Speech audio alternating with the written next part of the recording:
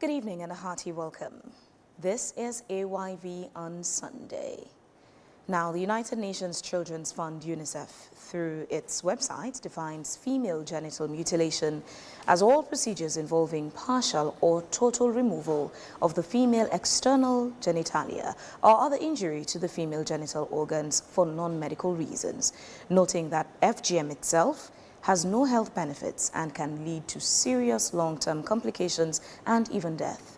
Immediate health risks include hemorrhage, shock, infection, HIV transmission, urine retention, and severe pain. Psychological impact, however, can range from a girl losing trust in her caregivers to long-term feelings of anxiety and depression. UNICEF also affirms that in adulthood, girls subjected to FGM are more likely to suffer infertility or complications during childbirth, including postpartum hemorrhage, stillbirth, and early neonatal death. The female genital mutilation is one of the only practices of our long-time cultural heritage, Sierra Leone, known as the Bondo Society, that has been in existence even in the pre-colonial era and had served a reputable institution of rendering other good cultural values to women and girls. For far too long, the only practice of the society that had over the years enshrined with controversies is the genital mutilation. And the crux of the conversation tonight is centered on whether or not there is a possibility for the practice to be completely eradicated, or where is the common ground, especially when some sociologists believe that a social problem or societal norm can only be minimized and not completely eradicated. Hence, according to the United Nations Population Fund 2026, female genital mutilation, FGM, remains highly prevalent in Sierra Leone, with an estimated 83% of women and girls aged 15 to 49 having undergone the practice. Deeply entrenched in the Bondo traditional secret society, FGM is defended as a rite of passage, though Sierra Leone remains one of the few ECOWAS countries without a national ban on FGM.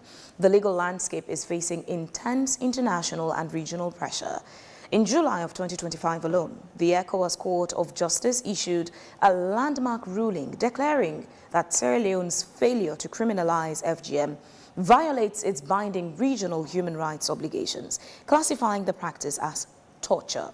The Orchid Project, a UK and Kenya-based non-governmental organization, catalyzing the global movement to end female genital mutilation and cutting, states that the Constitution of Sierra Leone, drafted in 1991, fails to address violence against women and girls. However, deeply entrenched cultural traditions around the practice, specifically amongst the Bondo and Sande societies, present significant barriers to the enforcement of modern legislation. Programs and policies that take into account cultural heritage while simultaneously outlining the harms of FGM are necessary in order to ensure local cooperation. Now, the empowerment of women and girls, both in school and out of school, is critical in shifting attitudes related to the practice, creating spaces of support for survivors, and eradicating FGM in its entirety. In 2025, the Center for Accountability and Rule of Law, Sierra Leone, CARL, expressed profound concern regarding the Child Rights Act of 2025 and its implications for female genital mutilation, noting that the act does not criminalize FGM or prescribe fines for those involved in the practice on girls under the age of 18. Now, CARL saw this as deeply troubling given the harmful and long-lasting effects of FGM on women and girls. CARL SL believes that any law or policy of such nature should prioritize the protection of children's rights and well-being. But Section 19 of the Child Rights Act of 2025 states that a child shall not be subjected to physical violence, including torture, other cruel, inhumane, or degrading treatment or punishment, which dehumanizes or is injurious to the physical and mental welfare of children. The Act addresses the issue by broadly prohibiting practices that dehumanize or are injurious to the physical and mental welfare of a child, as stated in Section 21. But it contains no explicit fines or penalties targeting FGM. Even the previous Child Rights Act of 2007 sets out the legislative framework to protect persons below the age of 18 years in Sierra Leone. For instance, its preliminary Section 2 defines FGM as cutting or removal of any part of the female genitalia, although the practice is not referred to by name anywhere else in the Act. Section 33(1) states that no person shall subject a child to torture or other cruel, inhumane or degrading treatment or punishment, including any cultural practice which dehumanizes or is injurious to the physical and mental welfare of a child. The Domestic Violence Act of 2007 protects women and children from domestic violence, which is defined under Section 2, subsection 2, paragraph E, as including conduct that is in any way harmful or may harm another person and either 1. endangers the safety, health, or well-being of another person, or 2. undermines another person's privacy, integrity, or security. However, FGM is not directly mentioned in the Act. This law also provides for a person to apply to the court for a prevention order if domestic violence is foreseen. The Prevention and Control of HIV and AIDS Act 2007 under Section 10, subsection 1, criminalizes anyone who knowingly or negligently causes another person to be infected with HIV through unsafe or unsanitary practices or procedures. This may be relevant in terms of unclean instruments being used during FGM procedures which may lead to HIV infection. The Old Offences Against the Person Act 1861, which is originally a British Act and is now part of Sierra Leone's common law, prohibits the wounding or bodily harm of another person of any age or gender. However, again, FGM is not directly mentioned. Some argue that these laws cover female genital mutilation or cutting of genitals, while others argue that we need an explicit law that speaks to this with clarity. Whilst the debate is kept alive, many women and girls have lost their lives due to this practice, while others leave with the repercussions of their initiation. Many have been initiated against their will, but few, including the First Lady of Sierra Leone, Dr. Fatima Madabiu, a circumcised woman, strongly supports the practice and encourages SOEs, assuring them they have her full support. Tonight we ask the following questions. What does the law really say about female genital mutilation in Sierra Leone? How does circumcision affect women's sexual pleasures and childbearing abilities? What would Bondo society become without the female genital mutilation aspect? Does Sierra Leone have the political will ready to tackle FGM in traditional and cultural practices? Is there an ideal way of genital mutilation? Is mutilation of genitals really a violation of human rights or a significant example of upholding Sierra Leone's culture and tradition? Tonight, we will deep dive into some of these pointers and more. I am Phoebian Swiel, and this is AYV on Sunday. And our topic today is the fight against female genital mutilation in Sierra Leone. How do we achieve a common ground?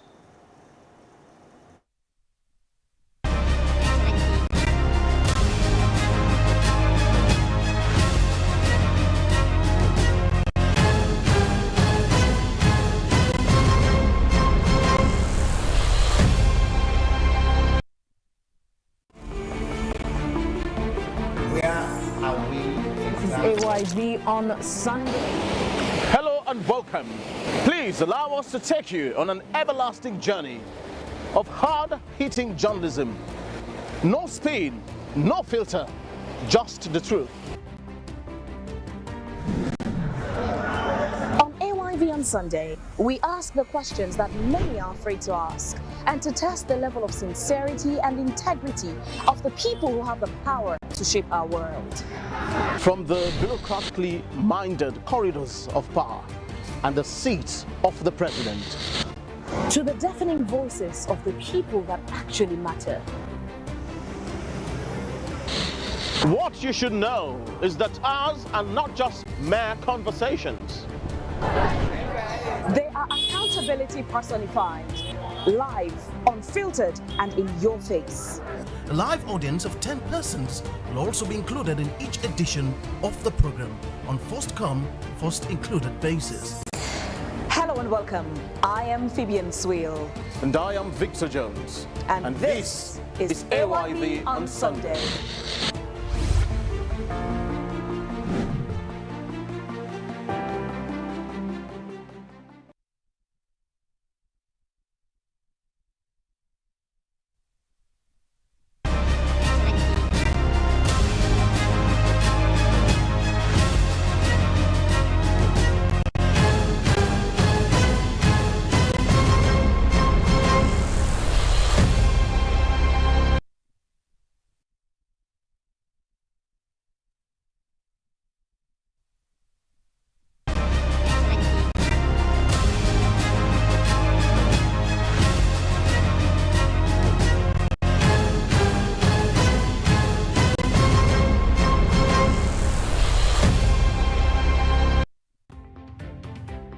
AYV International, a truly global media outlet. Our media platforms can be found across the world, including Africa, America, Asia, Europe, Caribbean, the Pacific, and more.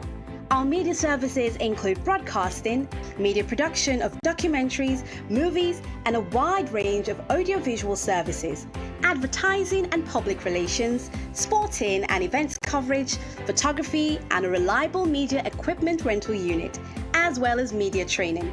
Contact us at our International AYV Media Centre, 18 Soho Square, London, United Kingdom, W1D 3QH. Telephone us on 074 967 456 33. Or you can send us an email to ayv.international@ayvnews.com or ayv.international@gmail.com.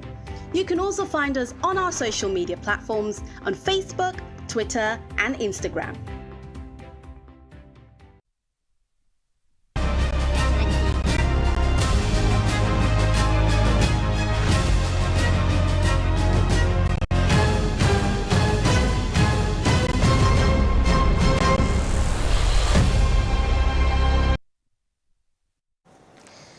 Now, the World Health Organization, WHO, categorizes the procedure of female genital mutilation into 4 main types, which comprises the clitoridectomy, which involves the partial or total removal of the clitoris, a highly sensitive structure, primarily responsible for female sexual pleasure, and or its protective hood. Excision, which involves the partial or total removal of the clitoris along with the labia minora, the inner folds of skin surrounding the vagina.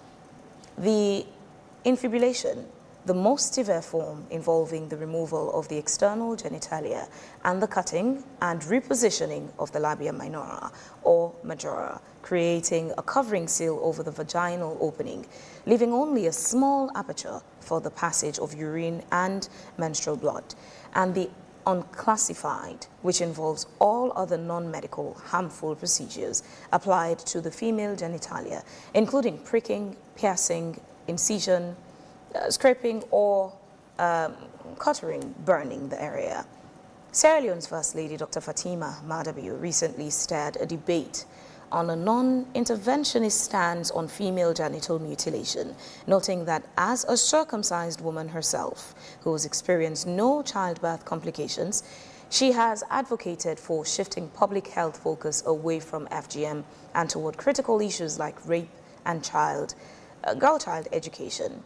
The First Lady has stated via the media that she has undergone the procedure and challenged campaigners to provide convincing data that FGM is the primary cause of harm to women and girls in Sierra Leone, and has actively redirected the conversation to now data provision, spotlighting a prominent Hands Off Our Girls campaign toward protecting young girls from sexual violence, teenage pregnancy, and child marriage. Madam Fatima Biu has publicly criticized international anti-FGM campaigners, calling them out, their organizations, for not providing transparent evidence of how funds are utilized to support victims in Sierra Leone. Anti-FGM campaigners, on the other hand, have expressed disappointment in the First Lady for publicly encouraging Sowe's by giving them her full support, an act they say contradicts her very Hands Off Our Girls campaign and directly continues to put girls and other women at the risk of being mutilated. Tonight, we ask the following questions. There are women like Fuambaisia Amadou who were willingly initiated and they report no complications and they support FGM. And there are also women who currently face serious implications of FGM. Should we eliminate FGM practices or just prohibit it for children below the age of 18 and make it consensual? If FGM is fully eliminated, what happens to the right of women who want to be circumcised? How do we achieve a common ground in the fight against FGM? Have we made the fight a national or political discussion? What should be the role of government in ensuring that there is transparent evidence of how funds are actually utilized to support FGM victims in local Sierra Leonean communities? Is the fight against FGM a winning fight or in stagnation? Many of these questions to be answered this evening. This is AYV on Sunday. You are highly encouraged to participate in the conversation by joining our Facebook page, AYV News. Drop a comment or question, and at some point they would be factored into the program. We're broadcasting on channel 33 in Sierra Leone and our international channel 399 on DSTV. You're also listening to us on Radio 101.7. On the panel this evening, I'm joined by lawyer Elena Thompson, legal practitioner. I have Dr. Frances Al-Wui, obstetrician, gynecologist, and Aissatou Jabi Kaba, presidential advisor on gender affairs. Good evening, ladies. Thanks for joining me. Good evening. Thank you for having us. Specifically, it's so pleasant. This is an all-female panel this evening. It's a female issue. Exactly. Let's get started with the legal aspect. Is this conversation more about a human rights issue, or should it take a traditional cultural heritage lens?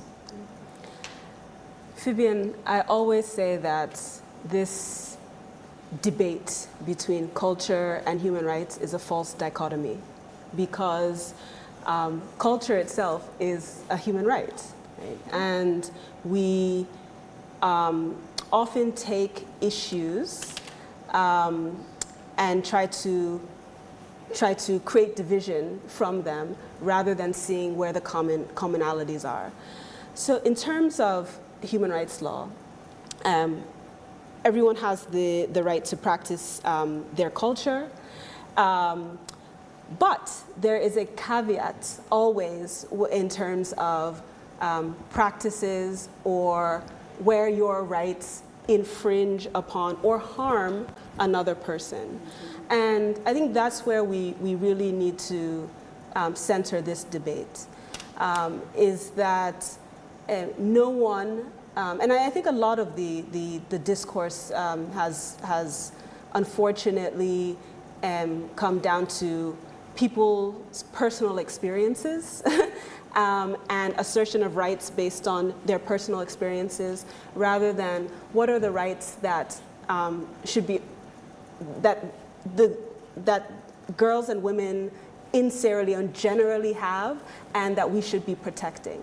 And that is where we want to protect girls and women's rights to be able to develop, to be able to enjoy that which their communities or their people have long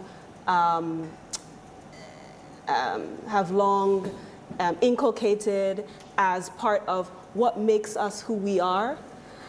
And we want to ensure that we do those things in a way that are not harmful. And you read at the outset a number of statistics. You read a number of international standards as well that Sierra Leone has chosen to abide by, particularly continental human rights treaties like the Maputo Protocol, the Protocol on the Rights of Women in Africa, as well as the African Charter on the Rights and Welfare of the Child. Sierra Leone has voluntarily ratified these international human rights treaties, which explicitly, the Maputo Protocol explicitly requires Sierra Leone to not just prohibit, but also take all measures to eradicate practices that cause harm, and specifically names FGM as one of those. And so we have to ensure that the debate is not focusing on, well, this is my personal experience, and so that means it's right and it applies to everybody, but where are we as a country trying to set our legal, social, and other standards and norms to protect women and that's girls. exactly where I'd take you to. Where are we in the legal framework in the fight against FGM? The pro and anti sides argue. They would tell you there are laws in Sierra Leone that somehow, though not directly, captures the practice against FGM and sort of protects women and girls. The anti-campaigners would tell you there are no explicit and specific laws that you could stand on to protect women and girls. With the legal framework, where are we? So there are no explicit domestic laws in Sierra Leonean laws that prohibit female genital mutilation, and certainly none that prohibits it for persons under the age of 18. We have a Child Rights Act of 2025, which you read earlier, that does not specifically mention a prohibition on female genital mutilation. It prohibits subjecting children to physical violence that would amount to torture, cruel, inhuman, and other degrading treatment or punishment. What that means is not clear based on our laws. And so that's a problem, that it requires clarity. But also, our criminal laws, they don't explicitly criminalize FGM, but our criminal laws, for instance, the Offenses Against the Persons Act and other laws have been used to prosecute persons who have carried out FGM. There are even Because I was going to prosecutions ask you, currently as a lawyer, ongoing. if there is a case of alleged FGM right now, is it something that can go to court and be won, that stands a chance of being won, or not?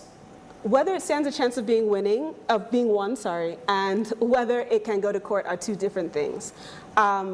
Yes, someone can be prosecuted currently, and there is at least one current matter pending in our courts with regard to a prosecution of an individual who is accused of carrying out FGM forcefully on an adult woman. The charges and the offenses that have been used or charged in that prosecution are wounding with intent, assault occasioning bodily harm, attempted murder. There have been previous cases in our domestic courts where the person who was the subject of the FGM died, and the alleged perpetrator was charged with murder. So there are precedents for actually using our current laws to advance criminal prosecutions.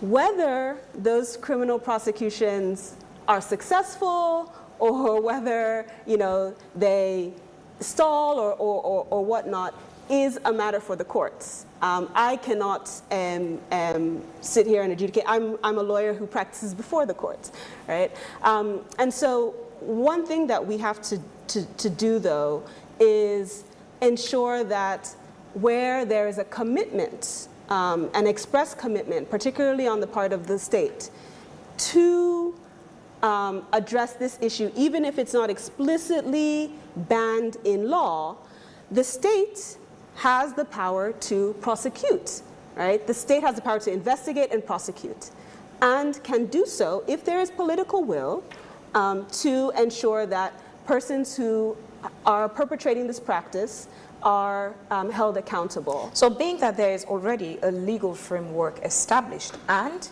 can also create an atmosphere for prosecution, do we really need a specific law that speaks explicitly to FGM? Yes, because for two reasons. One, going after every perpetrator is a really high ask. It is a daunting task. It is a draw on state resources.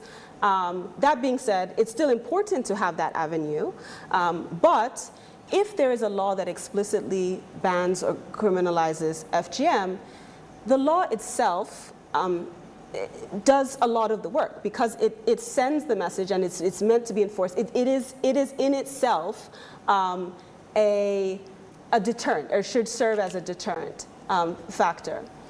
The other aspect of why a specific law is needed is because it sends a strong message as to what we as a society place our value on. It sends a message to women and girls as to what level of protection they have. This is why we always say policies are not enough, because a policy does not have teeth. It can be implemented, but laws have enforcement power. And so that's why it's important. There's a reason why there's a prohibition on child marriage law. It wasn't just left as a policy or, this is something that the government is committed to. The government went so far as to ensure that there was a law in order to send a message about not just that we're going to say this is our commitment, but we're going to act on that commitment. I'll come right back to you. We'll keep switching your position from a legal practitioner to putting the hat of Citizens Barry on your head at some point. But Dr. Wuri, let's come to the medical aspects. Quite a lot of the things I read in the intro are things that research says, different organizations about the effects of FGM. You're a medical practitioner. Tell us, what are the consequences? Circumcised women, non-circumcised women. There's this argument now about sexual pleasure, complications in childbirth. What happens to circumcised women and uncircumcised women? Well, thank you very much, Vivian. So when we have this discussion, I want it to be clearly said that, the experiences are different for everybody. So we are not making a generalization, so from the get-go. Let's talk about, I think a lot of debate has been on sexual pleasure, so I'll go to that last. Let's talk about obstetrics, because I am an obstetrician. So we're thinking that, okay, the anatomy of a female is made in such a way that during childbirth, at least natural childbirth, the vulva, that's the area that encompasses the vagina, all the labia that you mentioned, the minor and the major labia, all of those areas are supposed to expand to allow, the baby to go through. Now, in the case of FGM, even though people heal differently, mostly you have scar tissue in that area. And with scar tissue, it makes it really difficult for that area to expand as it should and for the baby to pass through. Now, in a country like ours, where we talk a lot about, maternal mortality, for example, and our top cause of maternal mortality is the hemorrhage you mentioned. So one of the causes of hemorrhage is tearing. Now, if you're in a place where you have no access to blood, you don't have maybe competent healthcare workers where you are, what happens? You end up dying. So what we're saying is, when it comes to childbirth and FGM, one of the first things we think about is the hemorrhage as a result of the scar tissue that the woman may have. But it goes also, hemorrhage leading to death, but it goes beyond that. Before we come to death, you think about, okay, this woman may have an obstructed labor, meaning we don't have the space for this baby to pass through. What happens? Remember, in childbirth, anything that happens to the mom kind of happens to the baby as well. So if this woman cannot push this baby out, it means this baby is going to come out asphyxiated, cannot breathe on its own, cannot cry, higher chances of admission in a neonatal ICU, higher chances of neonatal death, you mentioned as well. We talk a lot about fistula formation, also in this part of the world. Now, if you have an obstructed labor that is not rectified early on, you could have a fistula. Communication between, our area, the anatomy of a woman, again, between where urine passes and the vagina and the rectum, they're all interlinked. So if you have a situation wherein a woman cannot, push out a baby and the baby stays there, that head compresses on tissues.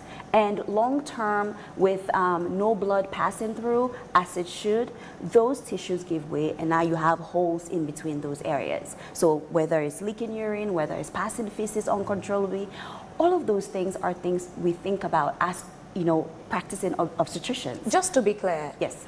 Are these things also happening to uncircumcised women? Oh, yes, for sure. Obstructed labor. So how do we pinpoint this as a repercussion of being circumcised when it happens to uncircumcised women too? Well, so we definitely can't say every time a woman has obstructed labor is as a result of FGM. We cannot say that. Every time you have postpartum hemorrhage is as a result of FGM, no. But we're saying these are causative factors, especially in this part of the world where you're thinking, oh, if I'm obstructed, I need help.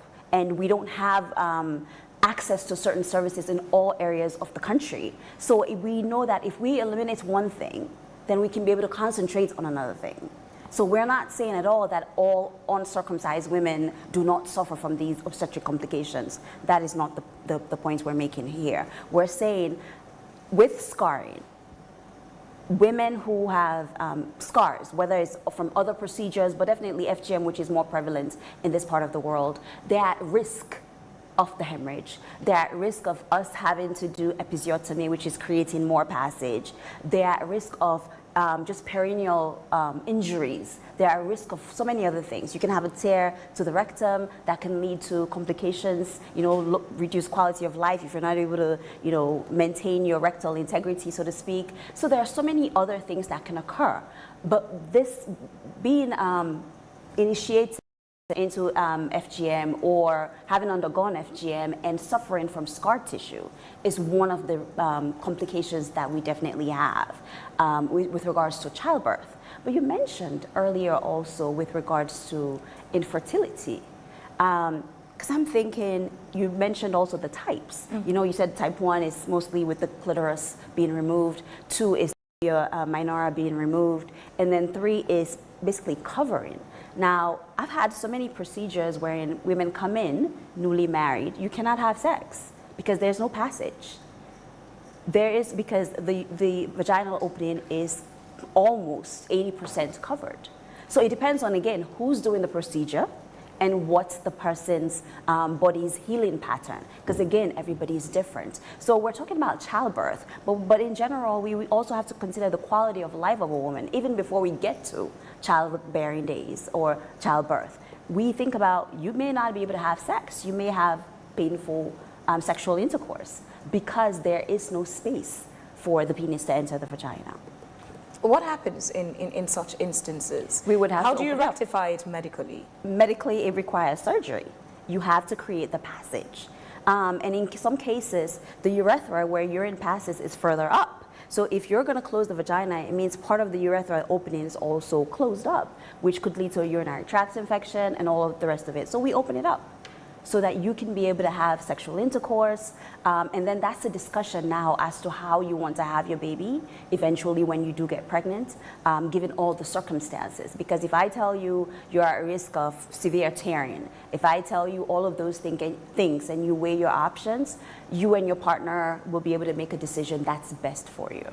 And again, the conversation has now sort of been limited to me, myself, and I, for Right. the antis and the pros. Right. My experience, not much of a consideration to get a common ground to say Everybody. my experience versus your experience and what we can do to help other women and girls to ensure that their experiences aren't negative. I don't know So let me just say, in all these years of practice, I've only met one woman who has voluntarily undergone the procedure after 18. Certainly, all the women I meet, they were initiated when they were, young girls, 7, 8, 9, as the case may be. So that's the first thing. So I don't think there wasn't a choice there. But I think, obviously, we place a lot of value on being, you don't want to be isolated or ostracized, you want to be a part of. So if you want to be a part of, it's like, I feel like I should say that this was good for me. Now, we cannot talk about this in isolation. Again, as you mentioned, one person may have undergone the procedure and they have no negative repercussions. And that's okay. So what about the person who has a negative repercussion? So we want to ensure, well, obviously we're talking about making sure we don't have any cut-in. That's the point of the conversation. But we should not dismiss another person's experience. The same way how I cannot sit here and say every person who's undergone this procedure has suffered a complication when it comes to childbirth. I cannot say that. But it means everybody's experience, lived experience, should be valued and should be discussed so that we are able to get to a common ground, for sure. Are there women, circumcised women, who have had a smooth delivery in the labor room? Yes. Again, it depends on, everybody's healing is different. It depends on the type of FGM also that was done. I think where we see the most complications is a type 3, for sure. A type 3, because if you're covering everything up and I have to find space, or maybe result in a cesarean section because it won't be safe. Because if I'm thinking, if you push this baby, you're gonna have issues with passing urine uncontrollably, you may have issues with passing feces when you don't want to, it's best that you have a cesarean section. So that also is a complication because the person may not want a cesarean section in the first place. So there definitely are women with absolutely no complications, especially if you've had like a type 1, in terms of childbirth, not in terms of their quality of life or their sexual life, but in terms of childbirth, it is possible. Would come to the sexual pleasures in a moment. Let's hear from the Special Advisor on Gender to the President. This conversation on FGM, the fight against FGM, is a conversation we've kept alive for so long, on and off, intermittently. But does the President have the political will to even look into FGM, understanding that the conversation itself, the topic itself, is so sensitive that politicians are afraid, as the President had said, it's political suicide? Thank you very much, Fabian. You know, honestly, I haven't discussed with the President on FGM, but we have been discussing serious discussions on domestic violence, sexual, gender-based violence against women and girls in this country. And I think FGM... But I'll ask you, why haven't you had a conversation with the President Thank you very on much. As FGM? you rightly said, the issue of FGM has become political, not today. It has been there since God knows how long, yeah? And for me, I think as a country, we have not done justice to the issue of FGM. What normally happens, and I think Sierra Leone, we are known for that. Issues that we are supposed to pay attention to, sustained attention. Now you are talking about FGM because the First Lady has made statements and people are saying this, blah, blah, blah. Give it 2 weeks.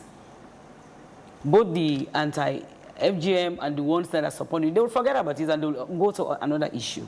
Because for me, what I believe in, if I want to see a change, if I want to change something, I'll pay attention to it. I'll make sure, day in, day out, that particular issue is going to be on my table, and I will engage whosoever I want to engage on this particular issue. So the issue of FGM is a political suicide indeed, because let me tell you, that is why for me I believe for us to have a common ground on this, we have to engage not only the SOEs. You know, for me, I'm a traditional woman. Whether you like it or not, I've gone through FGM. Yeah? It is not everything negative about Bondo society. As a country, we have not been able to divide or to separate FGM from the Bondo society. The Bondo society is a very strong society. And for some of us that have gone through it, It's a learning ground for women, for young girls. For me, I learned how to do my wrapper nicely and to even do my headgear nicely in the Bondo society.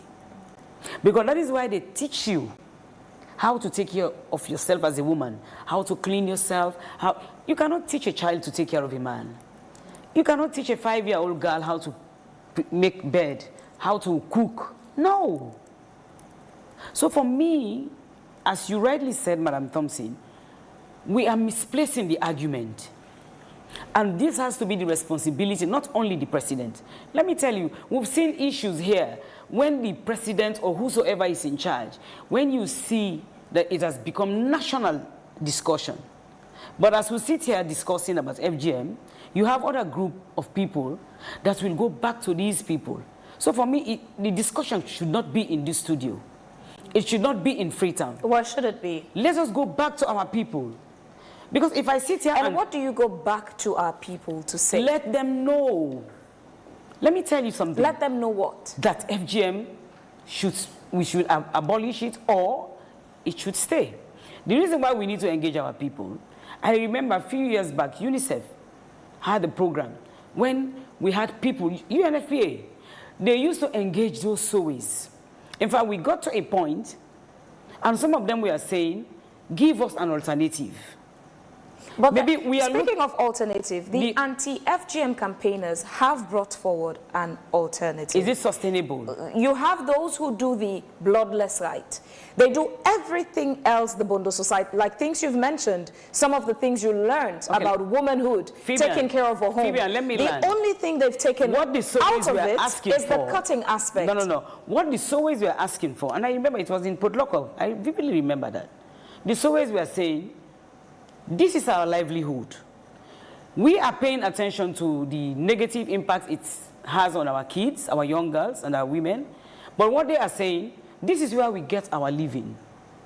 What is the alternative? I remember there was a project that was designed so that we'll be able to give them something so that they will stop doing this. But the argument for many is not to stop Bondo. The argument for many is to only stop the cutting aspect. This is where the problem is. And so if the Bondo society continues, it does not take them out of business because they would still have girls and women to come and to initiate, but without the cutting. No. But let me tell you. Nobody would pay? You ask me if the president has the political will to ban FGM. I want to assure you here today, as I sit here, if we engage our people, let us go back and engage our people in the provinces. It is not only the SOEs, our traditional leaders. Phoebian, you know what I'm talking about. You talk to the SOE, they will come and sit in Bintumani. They will give you all they will tell you, oh, we'll stop, blah, blah, blah. They receive their per diem, they will go back. But the custodian of our culture, tradition, is our paramount chiefs. It's our traditional leaders. Are they willing? Are they ready to engage their people? Of course, because we have not engaged them enough. We have not. Whose responsibility should it be to engage the people? It is the responsibility of all of us. The reason why I say championed by who? If you want to have a common ground, we should have a balanced approach. What do I mean by a balanced approach? Dialogue is not only going to stop in Freetown. You go back in the Bondo bushes. Let us go back to our SOEs, take them, our tradition, everybody. We sit down and discuss with them. And let me tell you, it will surprise you to know that most of those SOEs are educated. Most of them are former nurses. Anita was with us for the sister program, Wake Up Certain, and she said when they brought the idea of bloodless rites, there are SOEs who actually transitioned to join them. Yeah. They are doing the Bondo society without cutting. Without cutting. So they have, she said, they have a cohort of women that have passed through. A lot of them, yeah. Everything that the Bondo society taught women about womanhood, except the cutting. Her point was, what's left to be done is for the political will to be available so this conversation becomes national and you project it to more SOEs. But what she's saying is, not just her, the anti-FGM campaigners, are that you, the politicians, though you understand the pros and cons, you've basically made Bondo a political tool. When it's time for campaign, when you need their votes, you go to them and say, this is right. But behind the scenes, you understand the consequences and repercussions on women and girls, especially girls so young, they were not given an opportunity to give consent. You're using it as a political tool. By you, I mean politicians. Politicians. I totally agree with Anita. I totally agree with her. Because, for example, the SLPP is in power now. The heat is on. Oh, we should ban FGM, we should do this. The other political parties will go, don't worry. Just vote for me. When the SLPP is gone, when I come, I will not stop FGM. So failing to realize that government is continuity. I remember it was President Nkrumah who signed, I think, was it something he signed in Germany? That became very topical. That was a discussion that took us like a whole year. Oh, President Nkrumah, don't go sign, say let them ban Bondo, don't go select Bondo business, stop like this, blah, blah, blah. So for me, it is indeed true that FGM has become a political tool. But there's a way. There's a way. For me, I believe there's a way. What's the way? How do we achieve this common ground? Let us engage our people. I remember it was last year. Could it be something one political party should champion? No. Or should we have all the political parties publicly making a commitment to do this? Now you are talking. That's why I told you we need to have a balanced approach. Not only the political parties. Fabian, we are in this country. We took the Child Rights Act to Parliament. To my greatest disappointment, it was the women. It was the women. They said, no, that Bondo business will stop her. And they started dancing right inside that hall. So that is why we missed the point. So for me, I think, that is what I said, this is a national issue. Let us have all the political parties, let them make a public declaration, let them sign it and say, we want to ban FGM. You'll see one day it will be banned. They did it in Gambia. It's not rocket science. The Gambia, they did it. They banned FGM, but the Bondo, they are still practicing Bondos. Would Bondo society still be Bondo society if the cutting aspect is eliminated? Of course. Of course. What do we want to achieve? You want to train our girls to know our culture. You want to train our women to know what is Bondo. And what is Bondo?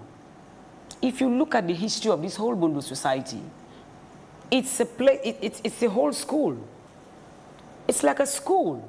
You go there, they teach you how to shave, they teach you how to dress, they teach you how to take care of your husband, they teach you how to cook, how to be a responsible woman. There are women who did not go through Bondo, but they know all these things. Of course. They were taught. Because mentorship, you learn it through your parents, you learn it through the society. So in this current day and age, is it only through Bondo society initiation that women can learn womanhood? Well, if this is what they believe, that is part of their culture.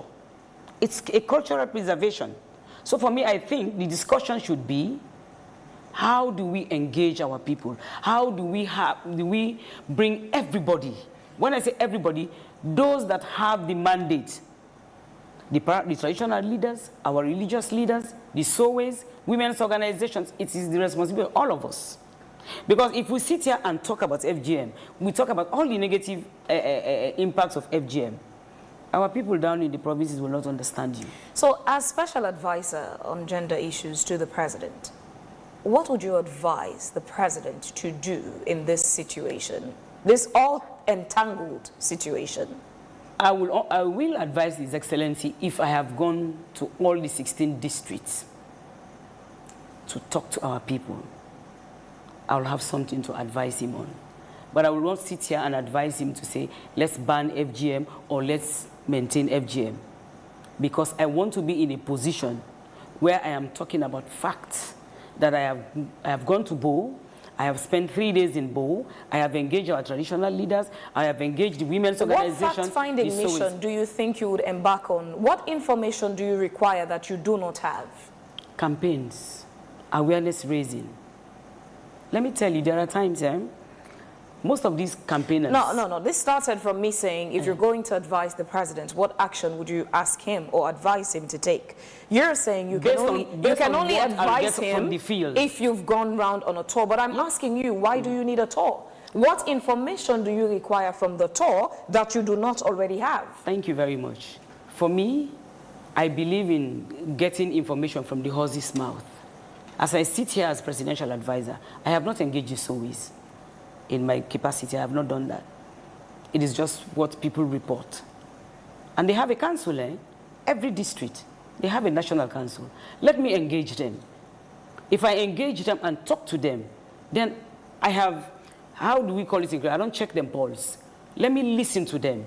Because I need to bring a message to His Excellency. I need to advise him on what I have gathered from the field. So for me, I think I am going to embark on that. Before even you invite me here today, this is something I have planned. Because let me tell you, even most of the policies we have enacted, like the prohibition of girl-child marriage, most of our people don't know about it, especially the tribe I come from. Fula, Madingos, they don't know that if your girl child is not up to 18 years, you cannot give her into marriage. They don't know. So we are having most of those cases. Every blessed day, if we will go to CID, they will bring all of them. They don't know. So somebody has to go there and tell them. In fact, next week I'm having a meeting with all the tribal authorities.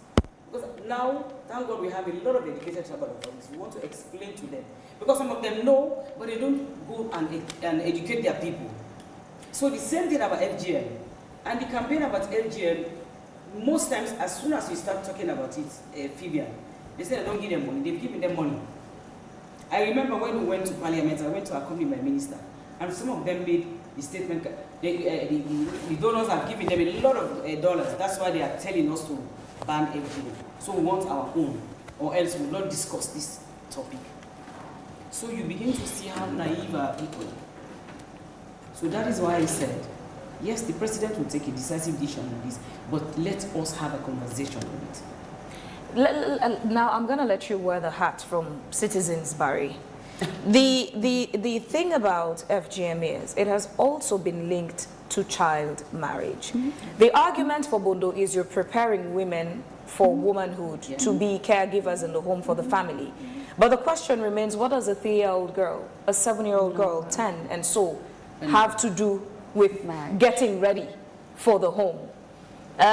We've had those allegations and reports that after initiation, before there was pressure mounted for child marriage, we had some of the chiefs and influential men in the society who would pick brides from the initiates. We have a first lady who started a campaign, Hands Off Our Girls, fighting to protect girls from child marriage. But it's the same first lady who's saying FGM, Bondo, is for the culture, which is still, again, linked to child marriage. From the Citizens Barry perspective, what do you make of this? I am for women, fighting to protect girls, saving them from child marriage, but you're supporting Bondo as culture, which is, again, tied to child marriage. So I won't speak from the Citizens Barry perspective, because Citizens Barry is a platform made up of citizens, and I cannot speak on behalf of the platform here.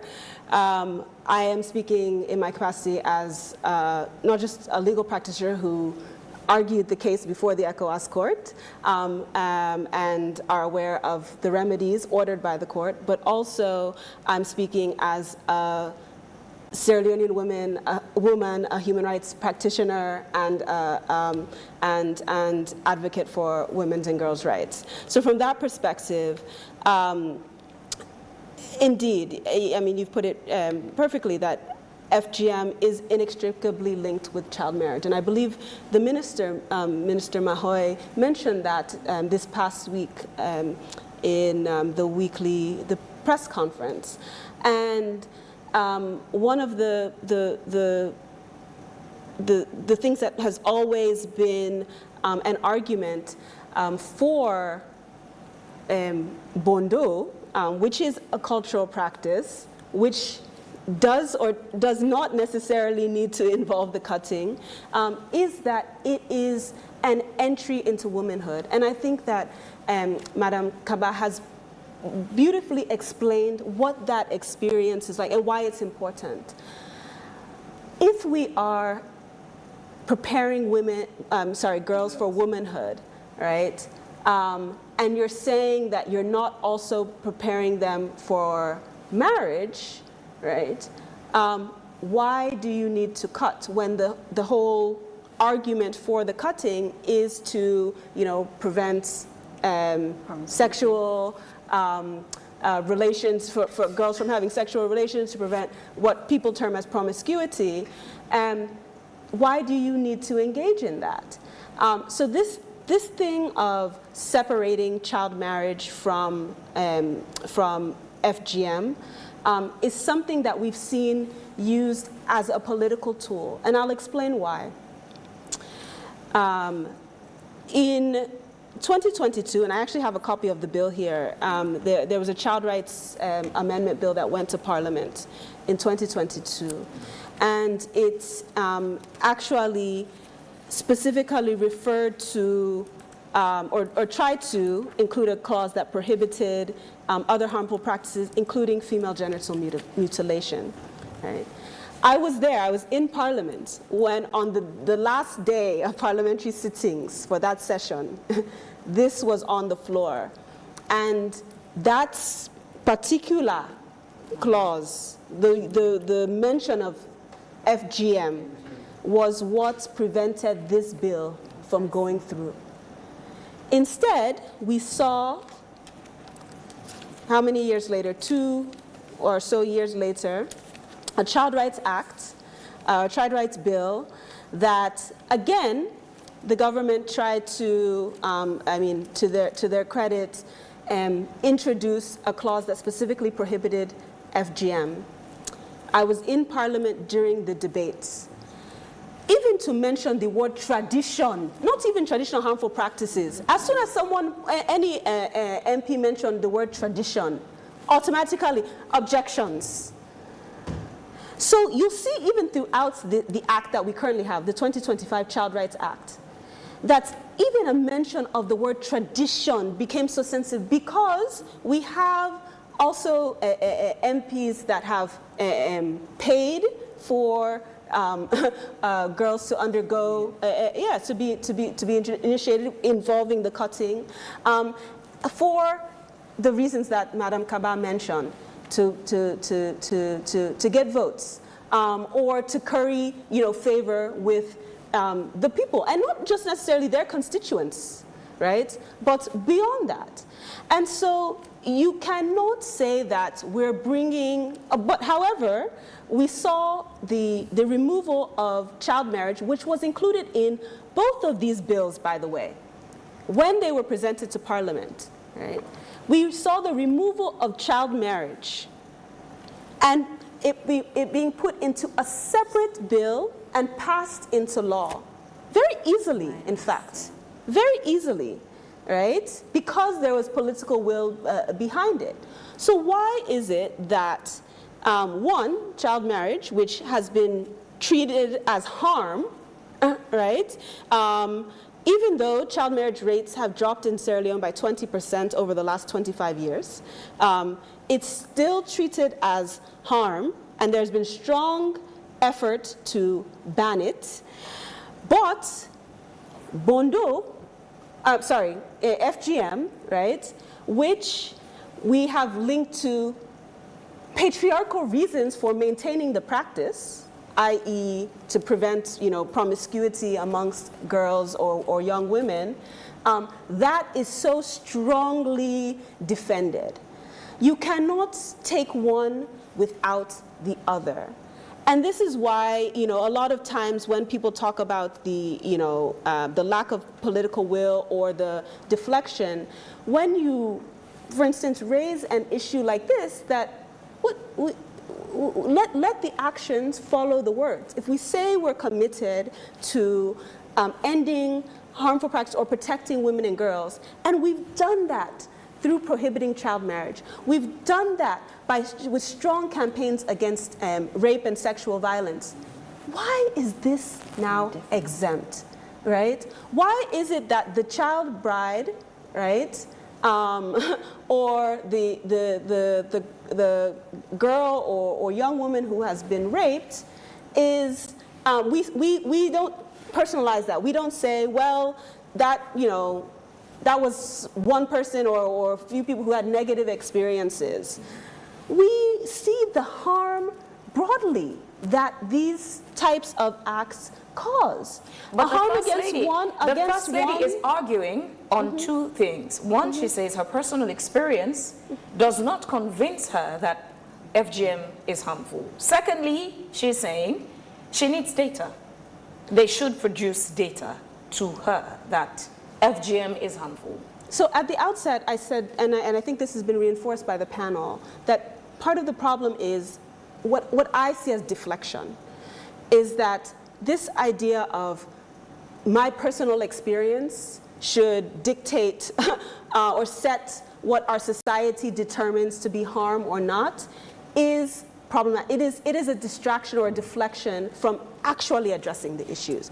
And so, and it's not just one person. I think the debate has descended into my personal experience is more valid than yours, but what the anti-FGM campaigners also stand on to challenge the First Lady is, you say your experience wasn't negative, you enjoyed it, but you have two biological daughters, which you've not subjected to initiation. One is underage, the child with the president.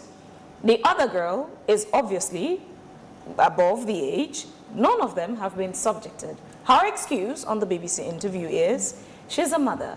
She loves her children. She doesn't want to see them cry. And they're so afraid of even needles.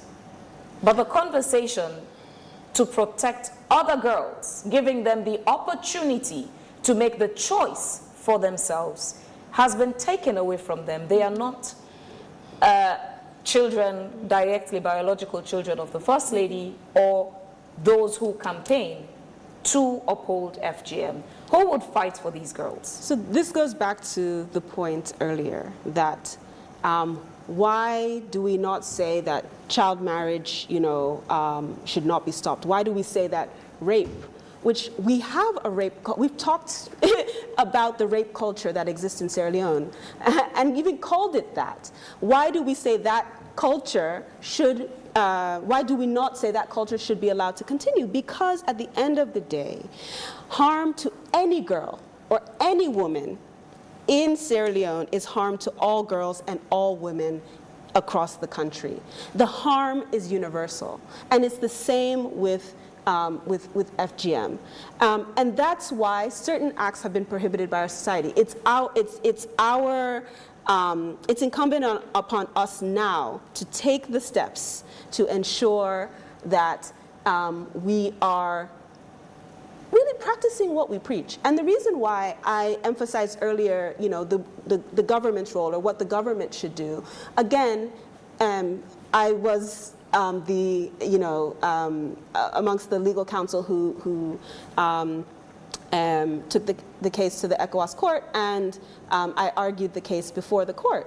And I know the remedies and the orders of the court, which are for the state to act, which are for the government to act, which are for the government to take legislative steps to ban FGM, which are for the government to undertake educational and socio-economic policies, similar to what Madam Kaba was saying, the sort of educational, and not education in a formal way, or I'm trying to impose my, views on you, but educational in terms of what your rights are as a girl, what your rights are as a woman, right? The decision of the ECOWAS court, which is binding on the government, orders all of that. it also orders the state to investigate and prosecute the perpetrators of the harm against the specific survivor in that case. And so there is, and it's on all of us, but there is a direct responsibility that the state has in implementing that judgment and thereby demonstrating the political will, or thereby practicing essentially what is being preached about the commitment to protecting women and girls in Sierra Leone. IJ, I'll ask you as a politician, why is it that many of you politicians do not initiate your biological children and loved ones, yet you sponsor the initiation of other people's children just to maintain that political relationship with these societies? The First Lady being an example, who publicly said her daughters are not initiated, they have a choice. But for you, the politicians, you're not campaigning for other girls to have a choice. You protect your children, but you support other children's initiation. In the first place, I really don't want to base this discussion on whatever the First Lady said. She's the First Lady of the Republic of Sierra Leone. We have a president. And I think whatever happens to this country, it is a responsibility. It rests squarely on the president, not the First Lady. So I really don't want to base this particular discussion on the First Lady's experience or whatever it is. I want to base this discussion so that at the end of the day, we have a common ground. We have a dialogue where we bring our people to understand that the reason why we are saying we should ban FGM or maintain FGM, let us give them the reasons. Yeah, but start by giving the public a reason why you politicians protect your girls, but you expose other people's children. For me, all my girls went through the initiation. In fact, I did not. I was out of the country. My mother did. So when I came, he said, "You went through it, so your kids." I said, if you were left with a choice to decide whether they should be initiated, I will leave them to choose. I will leave them to choose for themselves. Yeah, and I think that's the policy I have been campaigning on. We have been telling them, leave the girls to get to 18 years. By then, if they are adults, let them choose if they want to go through the FGM process or whatever it is. So for me, I think this is what we need to concentrate on now. Now that we are waiting. How do we achieve that? It can be done. Let me tell you. In fact, this whole issue of FGM, it has reduced drastically. Because of this age thing we are campaigning, this age thing we are teaching our souls, we are telling our people that allow these girls to get to the age of 18. If they are up to 18 years, it is up to them to say, I want to go through it or not. And I think if we really pay attention to that, it will yield dividend. Yeah? Then coming back to what your question, it is true some politicians are doing it. It is not a lie. Yeah? They are doing it. They will go and put more than 200 to 300. But because of what is being done now, this whole discussion going on, that one also has reduced. Because most of them, they now are beginning, because, has it been reduced, or is there now more secrecy to their involvement? No, it has reduced. I'll tell you that for free, it has reduced. What secrecy is with this modern age, we have technology. The girls will be there, they have their phones. It has reduced. I'll tell you, Pujan, for example, there was a particular MP, every year, they will initiate like 500 girls. They will pay for all of them, buy clothes and everything. But as we sit here, it has taken 3 years. He has not done it. Because they now know technology is there. And some of the girls, because they don't want to go through it, they will start sending messages all over the place. So people will know about it. But because you said not all the politicians are doing it, yeah? And I want us to base this discussion. If we want to achieve want to ban FGM, let us base this discussion on engaging our people. I'll tell you that for free. When Madam Thompson was talking in Parliament, one of the discussions that came, in fact, one of the women said, I think she's from the north, why are you always telling us to ban FGM? What is wrong with the male society? They too are initiating young boys at the age of 5, 6. So you now begin to, that is why I told you, it's a complex situation. And the women will now say, oh, you are telling us to stop initiating our girls, but the men are doing it. So that was the discussion that came in Parliament. I was there. We were there till 7:30 in the evening. The women are saying, if you want us to talk about, that was the whole issue about the tradition thing you were talking about. They said if you are talking about tradition, now it should involve, when you talk about a child, it's not only a girl child you are referring to. So that is why they took off the FGM. That was the discussion. If the FGM is there, we will not discuss it, because the men are doing it also. So that is why I told you, it is more complex. We'll sit here and shout FGM, FGM, if we don't take this whole traditional, cultural thing into a holistic approach. Let's sit down and talk to ourselves. This conversation has also taken us to a point where some people are also now making religious references, both Bible and Quran. Does the Bible and the Quran make room for female circumcision or male circumcision? I am a Muslim as I sit here, but I've not seen it anywhere in the Quran where they said the Quran was promoting FGM. It talked about male circumcision. It is in the Bible and the Quran. So this whole issue of FGM is a whole tradition, cultural thing. Yeah. And because now we have a lot of educated young imams and here and there, they are able to differentiate what is FGM, what is Bondo. So yeah, so most Muslim people, they don't allow their girls to go through it. Yeah. So for me, it is not a religious thing. This is a culture. It is a cultural thing. Let's understand the call to say if you're calling to ban female genital mutilation, you should also try to ban circumcision of men. Circumcising men and women, what are the medical implications? It's not male circumcision they are talking about. So if you're talking about male, the societies, like, I don't know what happens in society, but I'm asking you as a medical person. So for male circumcision, female circumcision, completely different, dangerous. That's what I want to get. Completely different things. I mean, male circumcision actually has health benefits. That's why it is done. While it can be cultural, because there are some certain cultures that don't want you to get circumcised for sure as a male, but there are health benefits. Removing that foreskin, it's different than removing an actual glans. That is a healthy part of a woman's body. So we can't put both on the same scale? It's not the same. Absolutely, not the same. Now, is promiscuity linked to circumcision? Are circumcised women less promiscuous than uncircumcised women? Not at all. You do what you want to do. Not at all.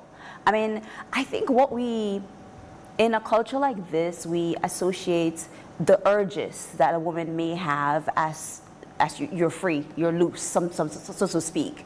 And having a clitoris or less of a clitoris and the presence or absence of it doesn't make you more or less promiscuous. What you want to do is what you want to do. So I don't think that argument bears any weight whatsoever. Let's talk about sexual pleasures. Okay.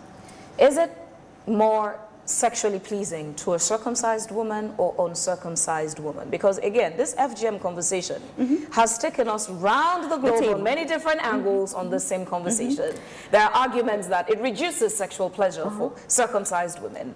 There are others who say, how would you know from the medical perspective? Exactly. What does circumcision do to sexual pleasures? So first of all, the clitoris is the most sensitive part of a woman's anatomy. But there are certainly other erogenous zones. And going through FGM, at least we've talked about the different types, going through FGM does not necessarily mean everything is removed. What is usually removed is what is visible and what's on the outside. So it does not mean that it would cut away everything, take away everything, but it is certainly reduced in most women. You're right to say the argument has been, this is subjective. You're not feeling for me, so you don't know what I feel. And I can be faking it all day. You wouldn't know that I'm faking it all day. So the idea is that why are we removing a healthy part of a woman's body? And how do we end up making the apt comparison between, if you've never been circumcised, right, how do you know what circumcised women go through?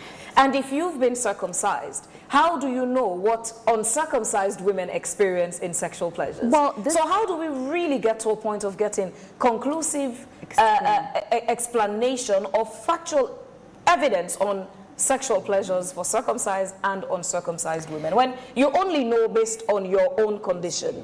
Yes, you know based on your own, and again, this depends on, we mentioned the last time with regards to who's doing the cutting, what is being cut, like the skill of the person, so to speak, as to how, what the scar tissue is like and all the rest of it, right?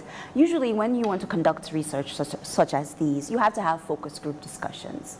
I mean, science tells you what you're supposed to feel. There are machines, electrodes that are able to show nerve. These are all nerve endings, what message you're supposed to get. And it can clearly show on a screen. So you can be able to monitor or measure that. But if a woman tells you, I feel ABC, that's her lived experience. You take it as that. Or this person tells you, I don't feel ABC, you take it as that. So I don't think an uncircumcised woman is talking on behalf or speaking on behalf of a circumcised woman. I think each group is talking about their experiences. I mean, that's the important thing. So we can't speak on each other's behalf.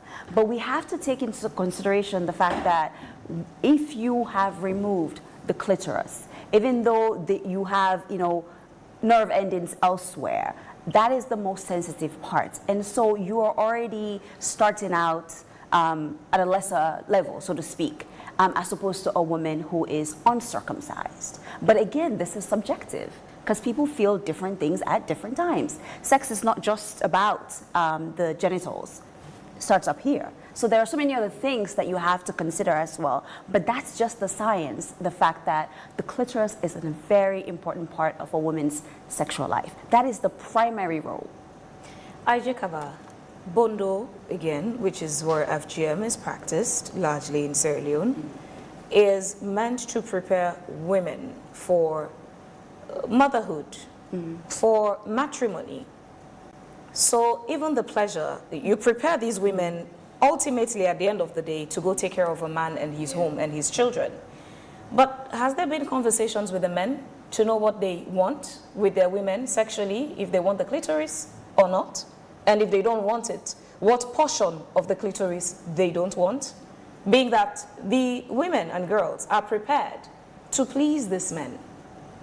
Well, I cannot categorically state that if they have asked the men, no, I don't know about it. I cannot say anything in concerning that one. But listening to Dr. Uri, this whole issue of this comparison is not coming from the women. It is the men. Most times, it is the men that will tell you, oh, the uncircumcised women have more sexual orgasm, blah, blah, blah, than the circumcised. But for me, from my own personal point of view... So have you been practicing this tradition blindly? I ask this because, again, you prepare women, these girls, for womanhood, ultimately for marriage. And it's tied again to a man's pleasure of his woman. And you're initiating them, preparing them for the man, but you've not asked the man what he wants in this woman, but you're preparing her for him. But he has not made a contribution on how he wants her clitoris as his wife. It is only now that we are having all these conversations. Yeah, so I think traditionally we mentioned the fact that we were trying to curb women's sexual urges. But removing a clitoris does not necessarily curb your sexual urge.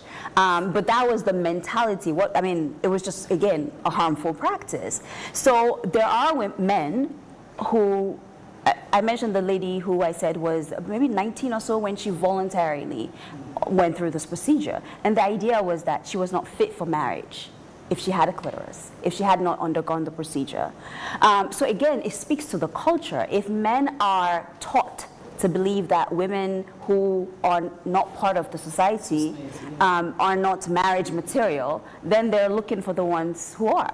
But Ms. Kaba was saying what she said about, okay, I want girls to get to 18 before they do this. I will assure you that if I remember the last DHS, I think a certain good percentage of girls at age 16 are already sexually active. Yeah. So if girls at age 16 are already sexually active and they know what that organ can do, I don't think a lot of people will voluntarily say, I'm here. take me and remove this part of my body. So that's the essence. This of takes the me age back rate. to Eleanor. As you put it, the voluntary aspect. But We it's got to- involuntary. We got to a point Yeah. where there's the my body, my right movement. There are, no matter how minute the percentage is, there are women who voluntarily, Yes. at the age of Yes. consent, Yes. come to be initiated. Yes. I came across Fuambai Sia Amadou, who lives in the US. I think she was in her early 20s. She flew all the way from the US with her younger Okay. sister, who was above 18. They came to Sierra Leone and went straight to their village to be initiated. They documented the process. There's a whole documentary. They put together a conference at Radisson. I was invited. We watched the documentary. Till date, she's one, like First Lady, who says she has enjoyed her experience. So what happens to the My Body, My Right campaign if we're now saying the cutting should be eliminated? What happens to the few women who want to be circumcised? Again, where do we achieve a common ground? Those who want to be circumcised and those who do not want to be circumcised. So I think that there's an important point that Dr. Wuri raised that I want to expand upon, in that even choice is nuanced. Yeah. We talk about FGM as though it happens, you know, outside of Freetown, outside the Western area. In hospitals, in fact. And this is where I will put my Citizens Barret hat on. We had a feminist barret in March this year, and the topic was not on FGM, it was on you know, women's rights and the Constitution, but one of the participants, in talking about the social conditions that particularly create disadvantages for women, she shared her experience of voluntarily deciding to undergo FGM in Aberdeen, in Freetown, right? Yeah, Hutchinson Right in the city. But she was clear about the fact that it was because of social pressure that she felt. And so we have to also recognize that that also nuances this conversation, that even where we're talking about choice, as a human being, your choice can be influenced by so many different factors, right? Especially society, especially societal pressure. Or you were talking about, you were asking about, what the man, you know, what the man wants. I mean, first of all, I mean, if it's my body, my choice, it should be about the pleasure that I'm getting as a woman. Not about yours, from the sexual experience, rather than, well, not to say that one shouldn't be concerned about pleasing the man, but the point is that even from that perspective, I think we have to recognize that when we say there should be a choice, okay, fine. If indeed we were in a situation in Sierra Leone where no one was being initiated under the age of 18, no child was being initiated, we wouldn't even be having this conversation right now. Because they're adults. We would not. Yeah. And so, but at the point of choice, okay, what factors into what is my choice? Someone could also choose or say they want to get married at the age of 16, right? But the law says, no, that's wrong. Or society has said, no, that is wrong. This question comes from the backdrop that the anti-FGM campaigners, like Anita, they're saying, keep Bondo, but take out the cutting aspect, which they've been doing, the bloodless rite.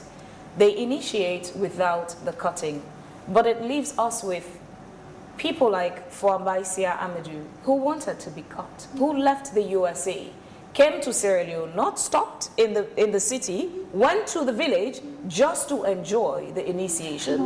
How do we achieve a common ground of protecting culture and protecting women and girls, allowing them the decision over their body? So there's an assumption in what you've mentioned that the cutting is part of our culture, or is part of culture. And we've talked throughout this discussion about separating Bondo, or separating the cutting from Bondo, the cultural society and the cultural rite of passage. And so we also have to, I think, determine for ourselves in Sierra Leone, what do we want our culture to represent? Do we want our culture to be associated with positive things for women and girls? Could that also not be subjective if you factor in women like Fuambaisia Amadou at 20-something, not even just 18, 19, in her early 20s, she made the choice to travel all the way to Sierra Leone and go through the initiation. Yes, till date, as an adult. she says she enjoyed making that decision and she lives with it comfortably. So again, culture, legal aspect, plus the choice of women owning their bodies and making the decisions for themselves. There's an argument for people who say, let's keep Bondo, but take off the cutting. There are those who say, let's keep Bondo and keep the cutting, but restrict it to age of consent and let the women come in voluntarily to go through this. So to achieve a common ground and protect women and girls and ensure that every woman gets the opportunity to make the decision for themselves, what should we be pushing for as an outcome? Yes. I would want all of you to make a contribution on this particular point. Sure. I mean, again, this is why I'm trying to take it away from the start of this conversation, individual experiences, right? But it counts, doesn't it? No. What I mean is that an adult, the example that you've given, an adult decided to do something and consented to that. An adult. What we've largely been discussing is a practice that overwhelmingly affects girls, people who are not adults. I mean, you also gave the statistic at the outset. Of that, 83% of those who have those in Sierra Leone who have been cut, most were cut by the age of, was it 16 or 17? And so that's why if we begin to get into, oh, this is my experience and my experience should, determine Elinor Thompson, I'm not going to say that what I think or my experience should set the standard for Sierra Leone as a country. However, we need to determine what our culture because first of all, we're talking about different cultures. I mean, the Bondo society and the Sande society and different societies practice this differently, by the way, right? But what do we want associated with culture in Sierra Leone? Is it an experience, a positive experience of womanhood or entering into womanhood, rite of passage, learning certain things about life and how to take care of ourselves and other things, and mentorship or whatnot? Is it something that we want associated with, even if there are the other aspects, even if there are the positive aspects, do we want it associated with something that is harmful to at least a significant number of women and girls? And do we want it to be associated with a practice, cutting, that has been called by the ECOWAS court as one of the worst forms of violence against women and girls? Yet there's still women who willingly want to experience that. Yes, but that doesn't, but us determining what we want to set as what's associated with culture in Sierra Leone, when people think about, rites of passage in Sierra Leone and girls, do they want to associate it with a positive experience? Do they want to associate it with an experience that's mixed, right? That for some people is positive, that for others are harmful? Or do we want any harm associated with what we consider to be a cultural experience in Sierra Leone? That, again, is for those who cannot consent. Could that not be limited to human rights as well, where adults make the choice for themselves? Or should we make it something like suicide, for example? Though it's your life, you're not allowed to kill yourself. Legally, you shouldn't. But we're not talking about adults' consent. That's where. What are you advocating for in this conversation with FGM? That is a different conversation. The offense, even the offenses that we've talked about, are where there hasn't been consent, or even for adults where there has been forceful initiation. I mean, we haven't talked about not just in the case of Khadija Aliyu, whose case went to the ECOWAS court, but also many other women who, or girls who were cut as a punishment, right? And so that's where we're talking about harm, right? We're not talking about people who, as adults, voluntarily have undertaken to undergo the practice. So on this list of options that all sides have put forward, keep Bondo society, just take off the cutting as an option, or keep the Bondo society, include or continue the cutting as part of the society, but limit it to the age of consent and willingness of women to be initiated. What would you go for to say is the best interest of human rights?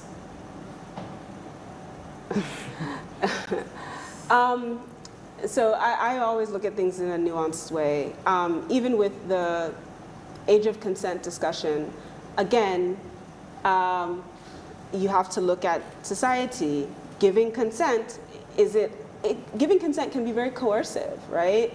Especially if you are not an adult. Even those who are age 18, how many girls still live with their parents or in their family home, right? And with parents who may push them, or societal factors that may push them to make a certain choice.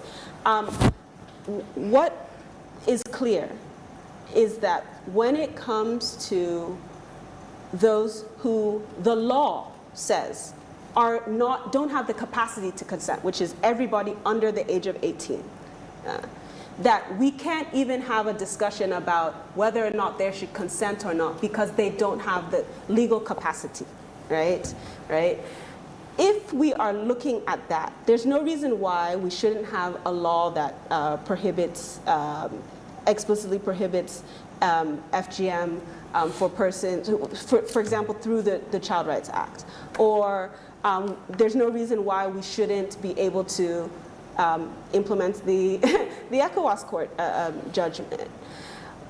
What has, unfortunately, I think, or we also shouldn't have, there's nothing that should stop us having a law that says that even for adults who do not consent, who are forcefully cut, that is wrong, that is a criminal act, that should be punished. We keep focusing not on the harm and what we do about the harm. We keep focusing on, okay, but I'm an adult and I have the right to choose. Yes, should we take that right from adults? The right to choose what happens to their bodies? But I haven't said that in this conversation. I don't know that, I mean, that's not the focus of the discussion. Again, where is the harm? The harm is with girls. Most of those who are cut are not at the age of adulthood to theoretically give that consent. Where is the harm? The harm is with adult women who have been forcefully cut, right, against them, who did not have a say, who in some cases it was done as a punishment against them. That's what we need to focus on, not, okay, this is my experience. Again, back to why we are in this position in the first place, why this debate keeps going on and on, because I think we are getting distracted. I think we... So what's the distraction? The distraction is, oh, well, this is my experience and my experience is more valid, and so it's less about collectively what do we want as women's rights advocates, but how right? do we as collectively medical figure out professionals? what we want going forward and what's best if we don't factor in the individual experiences and contributions? No, no one is saying to not factor those in. And again, we should not be dismissive of people's experiences. But this should not boil down to, because I, as an individual, had this experience, that should determine what happens for everybody. And that's where the debate has gotten. That's where, you know, even our, you know, policy making, our lawmaking has gotten to, which is not how we've made laws in other in other situations. And just one last thing about engagement. Madam Kaba has talked a lot about the need to engage our traditional leaders. I think this is another place that gets a bit confusing. And again, whether it's deliberate deflection or not, is that sometimes the goalpost, so to speak, keeps shifting. In some cases, you'll be told, well, it's the SOEs who need to be engaged because they're the ones who are carrying out the practice. And other times you'll hear, oh, it's the paramount chiefs because ultimately they give the license, right? Or it's everybody who needs to be engaged. Fine. But if you keep shifting who has responsibility, right, then you're never going to get to, okay, well, who can actually, you know, take a stand, make a decision on what happens, or what we decide in our community is what we are the practices that we want to carry out or don't want. And paramount chiefs are persons whom we give a lot of reverence and respect. But they're also not sort of static and just, you know, people who, you know, are stuck in some antiquated way of thinking. I'll give you an example of when we were working on the customary land rights laws. I'm one of the people who drafted those laws. And land is something, just like this issue, that's incredibly sensitive in this country. And the paramount chiefs see land as theirs, right? I mean, even in certain languages like Mende, the word for chief is, you know, basically, you know, the land, you know, chief. When we started engaging on a new Customary Land Rights Act, because in law, the paramount chiefs were the quote-unquote custodians of land, right? Yes, there was pushback by some, but maybe not even to the surprise of many of the paramount chiefs wanted the Customary Land Rights Act to be passed, and by the time it got to Parliament, they were the ones standing up in Parliament and speaking in favor of the law, because it provided equal opportunity to women for not just owning land, but accessing land. That was one of the arguments that they themselves put forward, right? So we shouldn't see our traditional leaders as, you know, oh, we can't, you know, really approach them, we can't talk to them or whatnot. I think this engagement needs to be one that is, yes, holistic, but it's one that needs to be led by women and girls. You talked about how women or girls are using their phones now to video what's happening. Those advocates, they're in their communities advocating for what they want. So why aren't they leading these conversations? Why are we looking to other people who it's not their bodies to lead these conversations? And so that's where I think we need to start, Fabienne. All right, ladies, I want to hear your perspectives as well. Moving forward, what do you think is the best advocacy to achieve this common ground? You know, on the list I mentioned, those who are saying, let's ban FGM completely, or let's keep FGM, let's keep Bondo and just take off the cutting aspect, or keep Bondo and the cutting aspect, but let women choose if they want it or not, restricted to the age of consent. What do you think is in the best interest of women that gives them the opportunity to be involved in the decision making of what happens to them? I think as adults, people are going to do what they want to do anyway. So for me, given everything that we've talked about, it's best that the cultural aspect is kept and the cutting is eliminated. Let there be a law that says this is illegal. But again, we just mentioned, now FGM can be, I know that it's done in hospitals or with medical practitioners sometimes. So it's not necessarily in the bush with some, dirty instrument or something of the sort. It actually can be done elsewhere. How do you regulate that? Because we're talking about consent, and we want to make sure the consent is not coerced, as you're mentioning.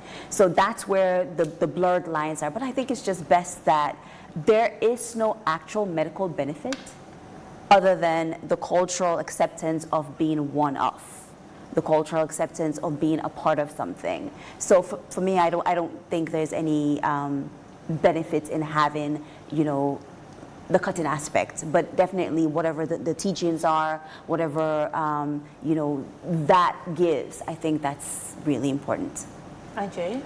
Yeah, for me, thank you very much. I think the practical common ground for us in Sierra Leone is to uphold the age of consent, because we have not criminalized FGM, and I don't see that coming soon.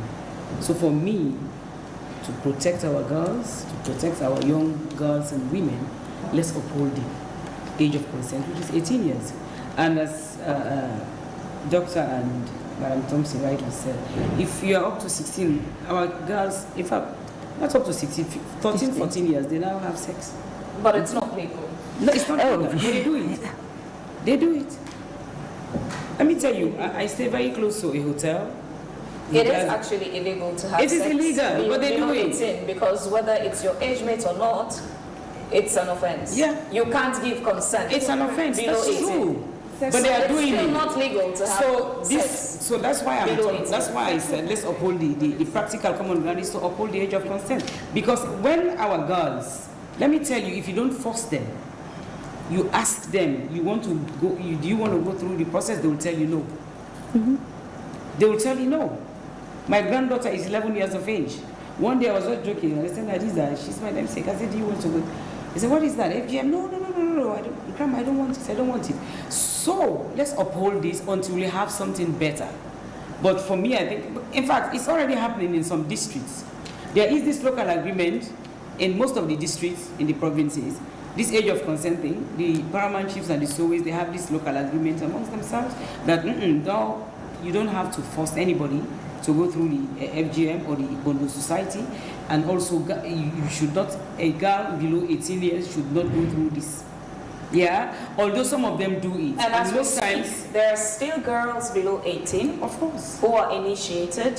There are still women above 18 for sure, who are forced. A lady's video recently made it to social media via some of our sister stations. Her case under investigation, though the First Lady said her story reported was a lie.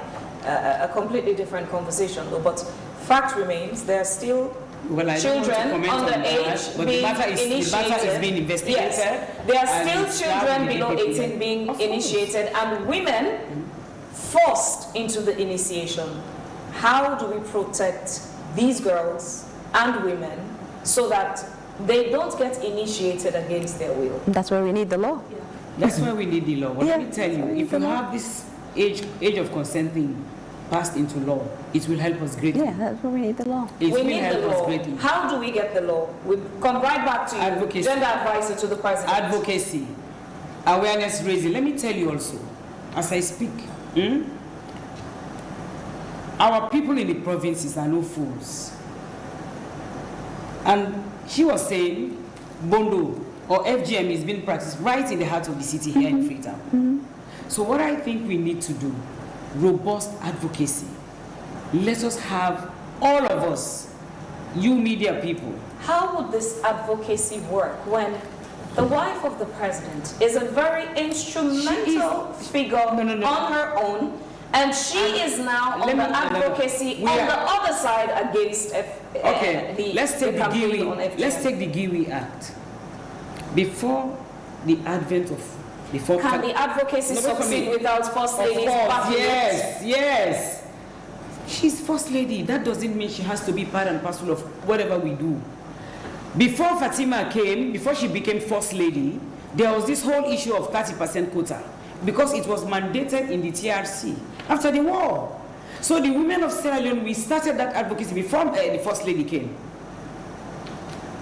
So we were able to achieve it because we have a president that listens to the voices of the women of Sierra Leone. So that is why we need a concerted effort. Male involvement as well, yeah. We need, she was saying, oh, let the women, no, we need male involvement. Yeah.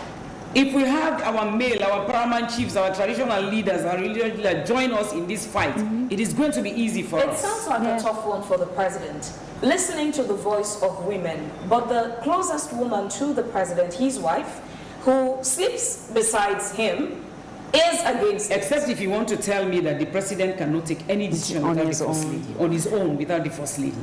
And the president I have, that I advise, President Bio, he does not listen to Fatima to take decisions. Yes, there are times the wife has an input, but he has taken major decisions that we are benefiting from today without the input of the First Lady. And I don't want us to base this discussion on the First Lady. She is an individual. It is her opinion, and she has rights to her opinion. Her experience, yeah. Fuambasia has right to her opinion. Ijekaba, I have right to my opinion. But my opinion is not binding on the rest of Sierra Leone. So the opinion of Madam First Lady is not binding on the rest of Sierra Leoneans. So she's saying, you guys are saying, oh, FGM is bad, but I went through it, and I have 3 kids, and I'm enjoying my life as a woman, as a circumcised woman. And as I sit here also, I will tell you, as Ijekaba, I went through FGM, yes, at a very early age, but look at me. Nothing is wrong with me. But I will not say, based on my experience, it's a one-size-fits-all for everybody. No, I will not say that. What I will say here, if we want to protect our girls, we have passed laws in this country that is protecting our women and girls. The GIWI is one, the Child Rights Act is there, and everything. We want this, but what is feasible, as I sit here, is the age of consent. If we pass that, if we put that into law, and everybody accept that it is a law, we take it to Parliament, you will see FGM will eradicate itself. Because the girls won't. It will eradicate itself because we now know it is criminal. If you take a young girl below 18, you forcefully force her to go through FGM, it is criminal. They will not do it. Was the Child Rights Act a missed opportunity? Yes, absolutely. It is. But then how do we come back and say it's not a lost cause totally to resume The discussion around it. So Also, Why was it a missed opportunity then? Well, it was a missed opportunity. I mean, this bill was passed in Parliament a few days before the ECOWAS court decision was rendered. And once a bill passes in Parliament, it has to go to the president for signing before it becomes a law. And it did. And this is after the ECOWAS court decision, which ordered Sierra Leone to prohibit in law FGM. And so there was an opportunity there, not just because, I mean, the president or the executive branch had the opportunity to actually act on its stated commitment, send it back to Parliament and say, look, this is our position as a government, but also, if you want scapegoats the ECOWAS court and say we are bound, we are bound. They are. I mean, the state is bound by the decisions of that court. And our president is currently the chair of, and was at the time that the decision was rendered, the chair of ECOWAS. So that was absolutely a missed opportunity. And this is why it becomes difficult when we are told that there's political will. But then the actions don't necessarily match that. That doesn't mean all is lost, right? So how do you strategize? So there's still, I mean, amending laws is a long process. That is an option.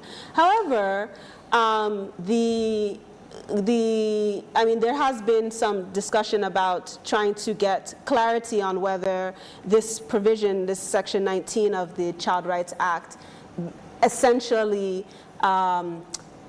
covers FGM as one of the as a practice that would be prohibited under Section 19, especially because the language of the ECOWAS court decision does, one of the violations that was found was a violation of the right to be free from cruel, inhuman, or degrading treatment. But that's not enough. There needs to be an explicit law. There needs to be language explicitly banning the cutting aspect. And again, this is what we were clear to do at the court, was in all of the arguments, separate culture from cutting, the non-medical procedure and the harm. That is not hard to do. Through implementing the judgment, the government also can undertake these educational programs we talked about, and show its political will by investigating and prosecuting current cases. Where we don't see that, where we don't see any prosecutions move forward, where we see the government say, okay, there's private prosecution going on, you can continue to do your private, we as a state won't get involved. That is, again, another demonstration of the fact that you're not going to act on what your stated commitment is. So there are several different types of opportunities to address the issue, but the one thing that has to happen is there needs to be something in Parliament, a legislation in Parliament that explicitly prohibits the female genital mutilation or female genital cutting, the circumcision aspect. IJ, are we still going round in circles and missing how to solve this problem? The law, yeah.